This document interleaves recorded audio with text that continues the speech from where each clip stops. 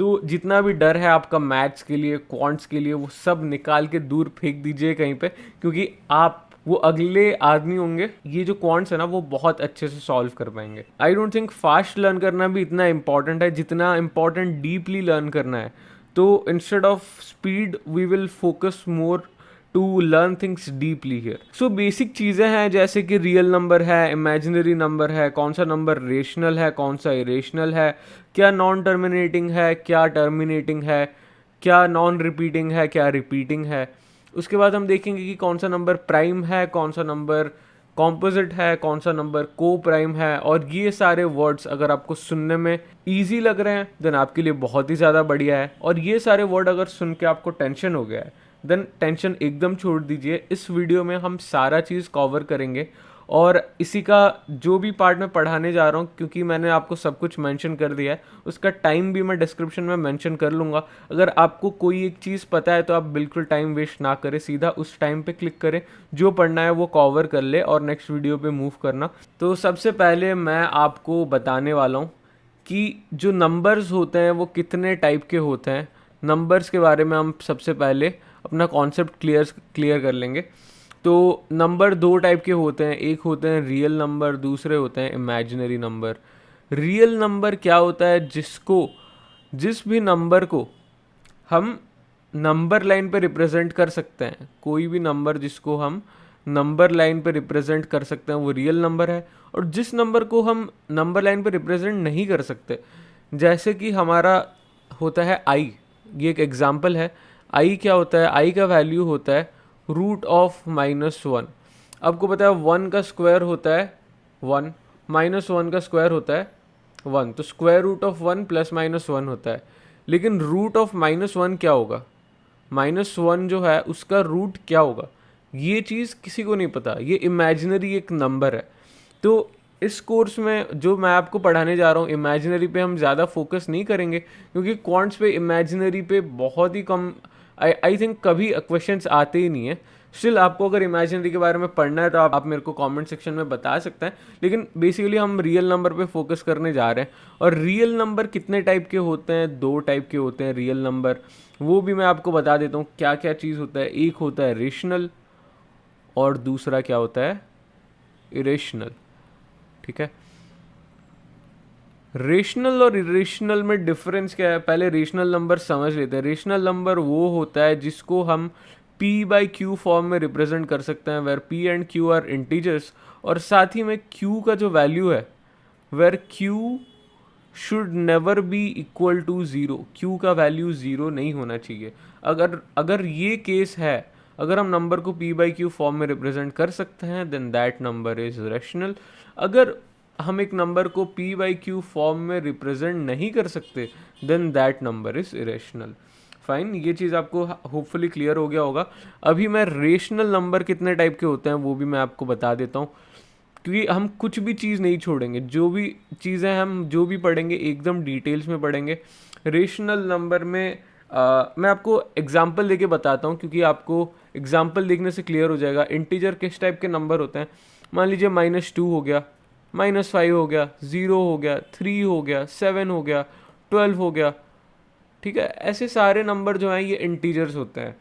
Fine, और फिर अगर हम इनकी बात करें, जैसे फ्रैक्शन में बात करें, जैसे 1/2 या फिर 1/4 या फिर 1/10, ये सारे नंबर क्या है, इसका वैल्यू क्या होगा। 1/2 का क्या वैल्यू होता है, 0.5 होता है। 1/4 का क्या वैल्यू होता है, 0.25 होता है। 1/10 का क्या वैल्यू होता है, 0.1 होता है।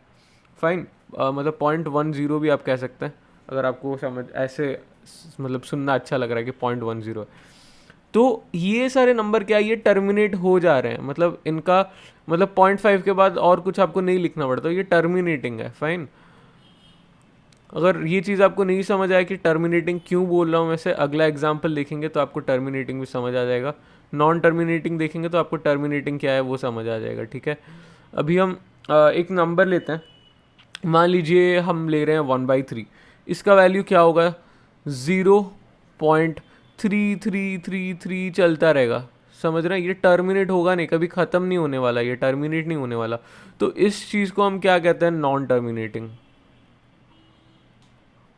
फाइन। और इसको हम कैसे रिप्रेजेंट करते हैं, हम इसे कहते हैं 0.3 बार, क्योंकि 3 जो है वो चलते जा रहा है चलते जा रहा है, कभी नहीं ख़त्म होने वाला, ठीक है, कंटिन्यूटी है, एक एक चीज़ के बाद मतलब 3 3 3 3 ये एक साइकिल में चलते जा रहा है, फाइन।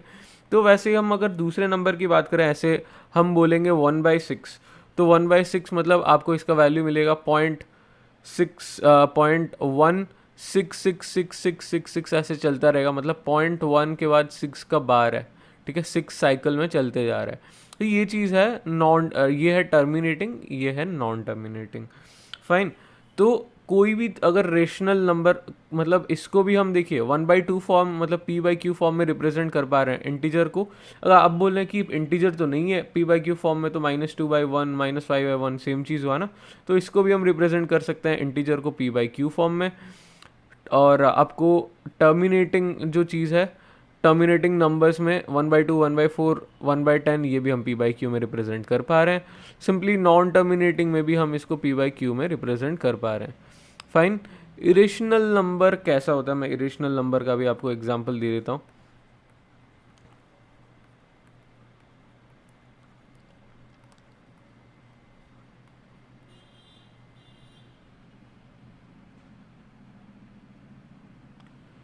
इरेशनल नंबर कैसा होता है, √2, फाइन। अब आप बोल सकते हैं कि हाँ √2 को भी हम √2/1 में रिप्रेजेंट कर सकते हैं, पर रूट है, आप देख रहे हैं p/q फॉर्म में नहीं है, ये रूट p/q फॉर्म में है, फाइन। तो ये एक इंटीजर नहीं है, मतलब √2 एक इंटीजर नहीं है, तो √2 √3 या फिर √5 ये सारे इरेशनल नंबर है। साथ ही में अगर आप पाई का वैल्यू बोले 3.14 जो चलता रहता है इसके बाद, वो चीज़ भी इरेशनल है, फाइन। और आपका ई जो है वो इरेशनल होता है, लॉग इरेशनल होता है। बहुत लोग जो कंफ्यूज हो जाते हैं, अगर आपको कोई पूछे कि पाए जो है वो इरेशनल नंबर है, तो क्या 22/7 इरेशनल है, तो लोग बोलते हैं हाँ क्यों नहीं इरेशनल है, पाई इरेशनल, उसका वैल्यू 22/7 है तो वो भी इरेशनल होगा। नहीं, इरेशनल नहीं है, क्योंकि 22/7 को हम p/q फॉर्म में रिप्रेजेंट कर सकते हैं। और दूसरा चीज़ ये है कि पाए का अप्रॉक्सीमेट वैल्यू जो है वो 22/7 है, क्योंकि हम इसको सर्कम्फ्रेंस और क्योंकि हम इसको सर्कम्फ्रेंस ऑफ द सर्कल और एरिया ऑफ द सर्कल में फाइंड करते हैं, तो 22/7 उसका अप्रॉक्सीमेट क्लोजेस्ट वैल्यू है। इसलिए ये जो चीज़ है, अगर आपको कोई पूछे 22/7 इरेशनल है क्या, तो answer is no, 22/7 is rational. But as pi का ये अप्रॉक्सीमेट वैल्यू है, पाई इरेशनल है, क्योंकि पाई का वैल्यू 3.14, ऐसे चलते चलते किसी ने एक 50 पेजेस का बुक भी बनाया है उस पर वो कहीं पे भी रिपीट नहीं हुआ, इसलिए pi is non terminating, pi is an irrational number, 22/7 is a rational number, ठीक है। तो ये चीज़ अगर आपको समझ आया हो, तो अगर आपको कोई पूछे कि 3.14 क्या ये चीज़ रेशनल है या नहीं है, ये चीज़ रेशनल ज़रूर है। क्यों? क्योंकि 3.14 जो है ये कहीं पे टर्मिनेट हो गया, आप ये नहीं कह सकते कि ये टर्मिनेटिंग नहीं है, तो हम इसको भी रेशनल कंसिडर करते हैं, ठीक है। ये 22/7 का वैल्यू है। तो आई होप आपको जो है rational number irrational number clear हो गया हो। तो इरेशनल नंबर क्या होता है, ये जो चीज़ है ना, ये नॉन टर्मिनेटिंग होता है, ठीक है। इरेशनल नंबर जो है उसका कैरेक्टरिस्टिक क्या है, वो नॉन टर्मिनेटिंग है, और साथ ही में नॉन रिपीटिंग भी है,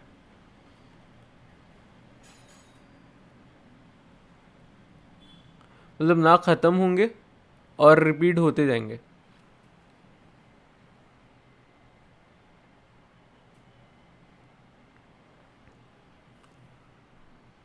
तो नॉन टर्मिनेटिंग और नॉन रिपीटिंग का मतलब क्या है कि नॉन टर्मिनेटिंग जो है, मतलब ये टर्मिनेट कभी होगा नहीं, चलते जाएगा चलते जाएगा चलते जाएगा, ठीक है। 3.1428748 9 ऐसे कुछ भी नंबर तो चलता रहेगा, ये एक्चुअली अप्रोक्सीमेट वैल्यू पाएगा नहीं है, मैं ऐसे ही कुछ एक नंबर बता रहा हूँ, फाइन। और वो कहीं पे रिपीट भी नहीं होगा कि 1428 के बाद फिर से 1428 1428 ऐसे भी नहीं आ रहा है, ठीक है। तो ये नॉन टर्मिनेटिंग और नॉन रिपीटिंग है। अगर इतना चीज़ आपका क्लियर हो गया है, नेक्स्ट हम मूव करते हैं इंटीजर, नेचुरल नंबर और होल नंबर क्या होता है।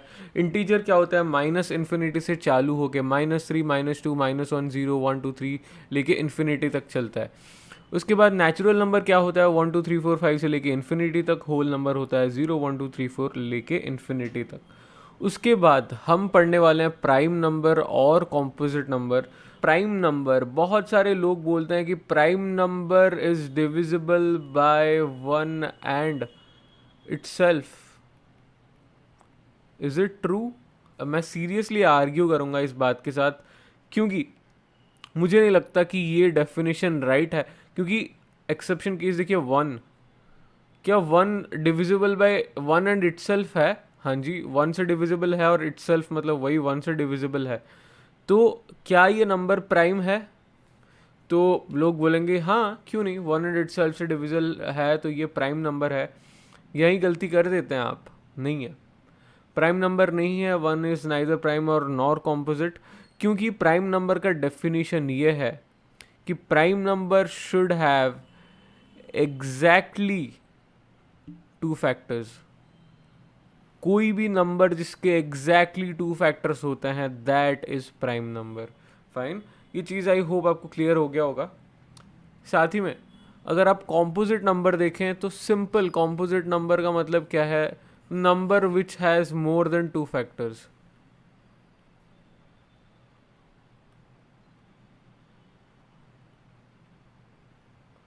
मतलब अगर आपका नंबर है 6 तो इसका क्या क्या फैक्टर है? 1 है, 2 है, 3 है, 6 है, 4 फैक्टर्स है, राइट? More than 2 factors.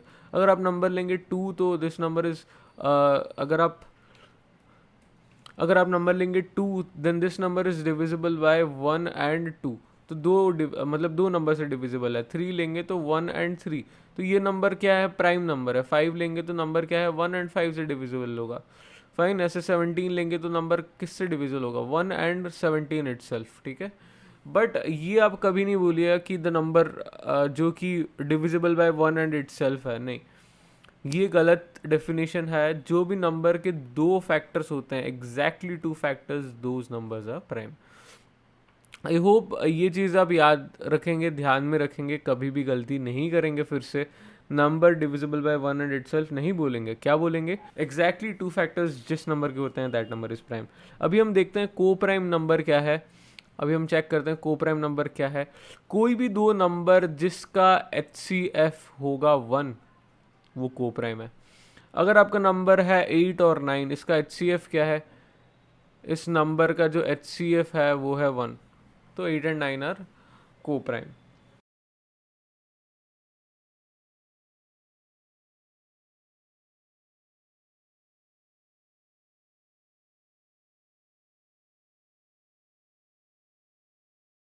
तो इसके साथ हम इसका कैरेक्टरिस्टिक भी चेक कर लेते हैं। अगर दो नंबर प्राइम है तो क्या वो को प्राइम होगा या नहीं? अगर एक नंबर प्राइम है, दूसरा कॉम्पोजिट है, तो क्या वो नंबर को प्राइम होगा या नहीं? या फिर दो नंबर कॉम्पोजिट है तो वो नंबर को प्राइम होगा या नहीं?